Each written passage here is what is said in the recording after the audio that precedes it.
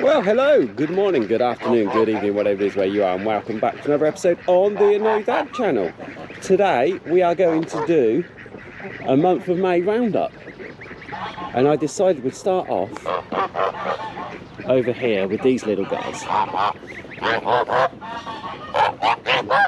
Okay, I'm still about 2 meters away, but because I'm not bringing food, the daddy's not very happy with me. That's Mr. A there. So we've got these 2 little guys, there you go. We did start off with 4, as you might know if you follow us on the social medias, facebook.com/AnnoyedDad1. But unfortunately we lost 2 quite early on. But the light grey one and the one who just charged at me, they are what can best be described as mum and dad. We don't know exactly if that is dad, but he's the one looking after them. And then I believe that's Georgie. If you're a long time watcher, you might remember Georgie. I believe that's Georgie next to them. She's like an auntie to them. She looks after the little ones whilst mum goes off and does things. So these are the only geese we've got so far this year. We do have another goose who is actually sat on some eggs. So we're kind of hoping that maybe she'll give us something. I'm not sure if you can hear the sound of them. It's just that little high-pitched meep meep that comes over every now and then. But yeah, there we go. See, I start to pay attention now I'm moving. There we go. Right, so it's breakfast time for everyone. Everyone's getting breakfast. This one here, that one, that's Sherby. Nice, Sherby. Everybody wanted to see you having a poo. Yeah, nice, well done. Yeah. Sherby's actually hurt its leg. I'm not sure how it's done it, but it's been hobbling around for a few days. You can see I need to repair the goose coop. It's left over from Storm Eunice, but that's going to be done over the Jubilee weekend. Let's go past these guys. It is that time of year when nobody's happy to see anybody and they're fighting. I don't know if you can see, I've just spotted on the back of this one a little bit of blood just in there. They've obviously been scrapping and it's not worked out very well. So we've got the field open up for them down the back there now, so they're able to go out there. All right, let's get out of here because it's getting a bit loud. And we'll go through some chickens. So the big plan is Jubilee weekend. We've got 4 days, we're just going to have a massive clean up. So everyone is out. We've got some chicks in here that we hatched out.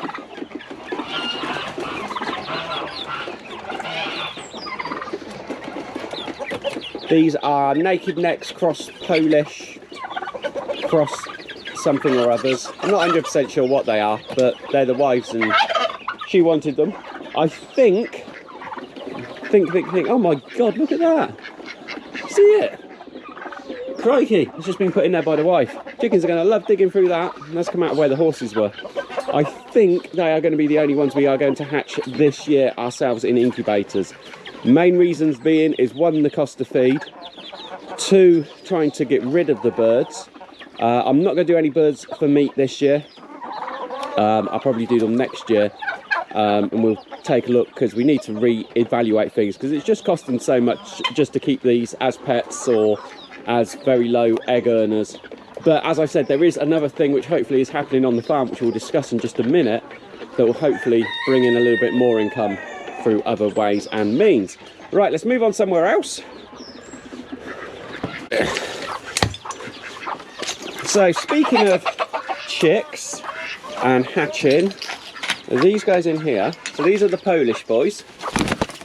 Yeah, that's my foot, thank you. See, I was in here 5 minutes ago, no, perfectly fine with me. Now they're getting all uppity. So these boys are Polish. And they are in here with the girls, and it's a mix. It's ordinary banthams and naked neck banthams, and the girls have gone broody. And I don't know if you can see hiding just around the corner there, not Stephen the duck, but just in front of Stephen the duck, we've got some chicks. There you go. And these guys actually hatched these out themselves, and they've done incredibly well. So Stephen normally, there we go, see them better now. Stephen normally lives in here with these guys, but unfortunately he was getting a bit too boisterous, so he's had to be penned off into his own little bit out the back there. If you don't know Stephen's our disabled duck, and we haven't been able to get rid of him because my son's stuck, and he said no, I can't get rid of him, so he stays over there and he can't get near the chicks. So yeah, we got more chicks in here, but these guys will probably be sold off again as well, because they've got some good parentage. They're going to make nice looking birds, aren't they, ladies? Yes, even though you're ugly as anything. Right, let's go on and look somewhere else. Here, in the depths of the secret garden, we do find lurking in its natural habitat the light Sussex chicken. Known for being a total pain in the backside and quite a large fowl, it will devour anything and everything it possibly can. So if you watched my grass cutting video, that was hugely entertaining, that was. You would have known that I said that I couldn't get these guys to come through here because they all wanted to stay over there in their enclosure that they'd been in for ages, and they just didn't want to come through here. So what I started doing was placing their feed, you can see their feed bowl down there, into here, and that's encouraged them through. And the main reason why I want them to come through here is because I can't get a lawnmower in here. And you was able to see that it's still a bit long over this bit. They haven't really touched this bit, but they've done all of that bit, and they're doing fantastically well with it. But they don't seem to want to go too close over to the chickens over there. But yeah, these guys are doing well. So let's move on to the next bit. So everyone knows where this is. This is the orchard, and it's incredible this year. Let's start off with one thing that has been bugging me ever since we first moved in. This tree here and that one just behind it there, that one there, they tend to come into leaf like this, then for whatever reason their leaves go like that, and then the leaves all fall off and it does nothing. So this tree does it and the tree the other side does it, and I couldn't work out what type of tree it is. Apparently it's a quince tree. I used my appy scanny thingy to scan the leaves and it said quince, but I've got no idea why it does that and doesn't give off any fruit. So anyway, speaking of fruit, I think that this year is going to be an absolutely bumper year for fruit. Barring any major problems or late weather droughts or anything like that, the trees are just absolutely riddled with it. Last year things were a bit empty and weren't very good, but that wasn't just me. I did speak to somebody not too far up the road, and they turned around and said that they've got it exactly the same at their place, that they didn't have very much fruit at all last year. But you can see all these trees. I'm going to sneeze in a second, so I try not to do it on camera. But all these trees, they're just riddled with it. There is fruit everywhere. And even if you come over here, we've even still got cherries on the cherry tree. Now we have spotted, because we're down on the Sussex coast, you do get a lot of what I call lay-by sellers. And they're out already with their cherries. They just appear from nowhere. I've got no idea where they go for the rest of the time, but they just appear from nowhere, sell your cherries, and then they vanish again. So yeah, this is the orchard. We trim it down. You may remember when we brought this land about 18 months ago, it was about 6 foot tall in here, so it was up to about there sort of thing with undergrowth and everything. But the grass is really starting to come back strong. We do still have a few areas of stinging nettles that are in place, but fingers crossed they won't be there for too much longer, because the grass is just taking it over again. It's doing fantastically well. Right, let's go on somewhere else. So we're in the nursery and things here are just going mental. See, we've got some lavender in pots down here and they're really starting to go for it. And we've got some, they're either black currants, red currants or white currants that we've transferred out of the big pots and put them into there. Because as you may remember, at the start of the year we took all of the black currant, red currant, white currant bushes that were in the orchard that were just basically blanked out by the sun, and we moved them all into here. And when I moved them, I had to trim them all because they haven't been trimmed in about 5 years or so. So I took some of the sticks from the trimmings and I just plonked them into compost, pots of compost, just boom, boom, boom, boom, boom. And you can see, look at them, they're going fantastic. But I do know that each pot is from each plant. So where they've got these berries on them, once these berries ripen up, I'll then know if they're red currant, black currant or whatever currant, and then I can transfer them over. So we've got loads of them, they look fantastic. And down here we got strawberries. These strawberries actually come off a work job, and they were just in one pot. I've lost one down there, you can see that one there, it's gone brown. That one there's dead. But the rest of them, they were just like one leaf wonders when I planted them, but now they're doing fantastically well. This is some hedging. This is a video, but I don't think the video is really going to work because the hedging hasn't exactly worked, but we'll give it a go, you never know. This one here has failed. This one here is blueberries, because I found out we had a blueberry bush, and it does look as if some of it is actually starting to grow. Some of it is obviously not, but that's the bigger pieces. I didn't really expect them to. And some of the smaller bits have also gone, but some of these other ones, they're growing, so hopefully they're putting down roots, and next year we'll have plenty of blueberries going for it. Where should we go? Which way? Let's go this way first, and then we'll cut back. So as I was saying about the fruit and that, there is plenty of fruit on these, but unfortunately they are getting attacked by the wild birds. See, look at this, look at all that. So as soon as it's ripe, I'm going to have to be out here straight away just to make sure I get them, so as I can then, I don't know, store it in the freezer, I suppose. I haven't quite worked out yet what I'm going to do with them. So yeah, they're doing fantastically. And if we come down here, we've got the grapes that we put in last year. So these are grapevines, and they're doing twice as well as what they did last year. They are doing really, really good. So what I need to do with these now is I need to put in like a post at either end and then run some wires in between, and then I can train them so as I get proper grapevines going along there. But I can also take some cuttings off of them and I can start growing some more, so as we can end up with a little trail of grapes. You might be able to see there's Dum Dum and there's Dum Dummerer over there. Yeah, he's enclosed in his own little thing because he's been money. I had to have the vet out to him. He's got laryngitis, nope, laminitis, that's it. And the vet came out, lovely vet, really, really nice. He comes out and he starts having a look and he does that old, ooh, we're gonna have to x-ray each of his feet.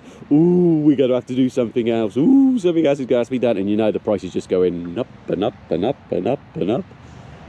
But yeah, he's all right now. It's not too bad. Right, ignore them. I don't like them. Lavender. You may remember when we put these in, these were tiny little things.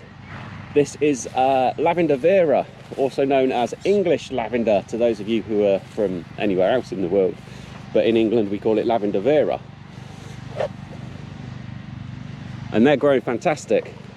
So the plan is, with these, is we're going to use these as our starter plants, and then we're going to take a load of cuttings off of these, and we're going to use them for down the bottom of the field there, and we're going to make 3 or 4 rows of them, so as we get 3 or 4 rows of lovely lavender basically, and then we can use the lavender in other products that we can use with the bees.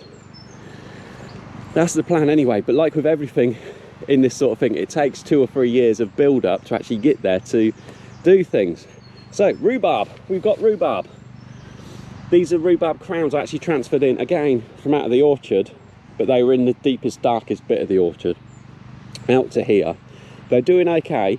I didn't expect them to do a lot because it's their first year, so you need to give them a chance to build up. And then we got gooseberries. I did spot we do actually have gooseberries. Don't know if it's ready. No, it's not ready. There's not many gooseberries on them, but then I didn't expect there to be, because again, these were hidden in with the chickens and they got covered over and grown up and all sorts of things like that. So I know we don't do the bees anymore on this channel, but let's just do a quick bee update. So we've got bees and bees and bees and bees and bees and bees and bees and bees and bees and bees. And if we go here, I'll try and do this with one hand. There we go. Okay, so this is what's called a top bar hive, and this is a new swarm of bees that have been put into here. And you might be able to see there's 2 sheets of waxed foundation that they've totally ignored, and they've decided to build free comb just down at the front. There's some there. But as they grow along, you know, we're going to get fantastic views of being able to see what they're up to and what they're doing. So let me put this back on. I actually went along to my local beekeeping association. They had a new beekeepers evening. Now, I'm not a new beekeeper, but I was a new member. And it was absolutely terrible. It was the worst thing ever. Imagine what a local beekeeping association is like, and then imagine it being worse than that. Imagine them being stuck in the 1970s, literally stuck in the 1970s with their ways of communication and how they deal with things. And then imagine that on an evening that's got that title to it, the person decides to give a speech on foundationless beekeeping, that the person giving the speech didn't exactly understand what they were exactly doing when you started questioning them about it. But yeah, if you didn't understand a single word of that, don't worry. I don't think anybody there did, other than me, who questioned them and said, what the hell do you think you're doing?